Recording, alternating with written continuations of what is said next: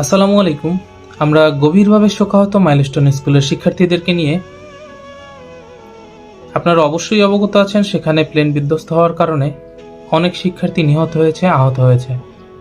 যারা নিহত হয়েছে আমরা তাদের রুহের মাগফিরাত কামনা করছি এবং যারা আহত হয়েছে আমরা তাদের সুস্থতা কামনা করে আজকের ভিডিও শুরু করছি। এখন আসি মূল কথায়। বেশ কিছুদিন পর এই প্লেন বিধ্বস্ত হওয়ার ঘটনা শোনা যায়। আমার কথা হলো, যেহেতু প্রশিক্ষণ বিমান, এটা কি নির্দিষ্ট কোনো দূরত্ব নিয়ে প্রশিক্ষণ দেওয়া যায় না? কেন জনবহুল এলাকায় প্রশিক্ষণ দিতে হবে? এটাই হলো আমার মূল কথা। আপনারা অবশ্যই আমার সাথে একমত হবেন যে আসলে এই যে প্রশিক্ষণ বিমান, এটাকে কোনো সমুদ্র বা নিরাপদ দূরত্ব স্থানে নিয়ে প্রশিক্ষণ দেওয়া উচিত, এটা সংস্কার করা উচিত। অবশ্যই আপনারা এতে একমত হবেন। কিছুদিন পরপরই জনমুখে শোনা যায় স্মার্ট বাংলাদেশ, ডিজিটাল বাংলাদেশ। আসলে কোথায় স্মার্ট বাংলাদেশ? আমি মনে করি প্রতিটা প্লেন প্রশিক্ষণে বের হওয়ার আগে উন্নত মানের যন্ত্রাংশ দ্বারা পরীক্ষা করা উচিত।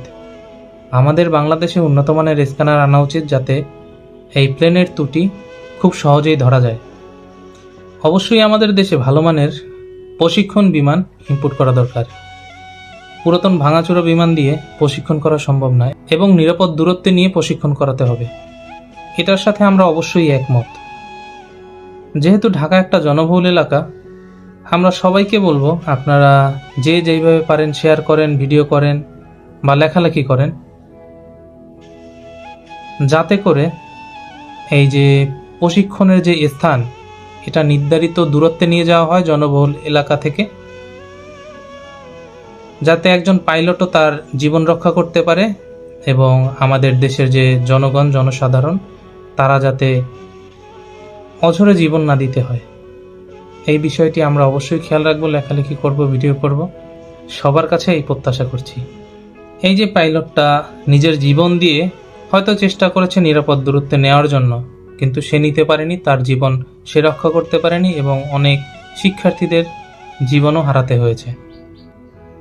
এই জন্য যদি কোনো সমুদ্রময় এলাকায় প্রশিক্ষণ করা হয়, হয়তো প্লেনটা নষ্ট হবে, কিন্তু যিনি পাইলট তার জীবনটা রক্ষা পেয়ে যাবে, আমাদের দেশের জনসাধারণের জীবনটা রক্ষা পেয়ে যাবে।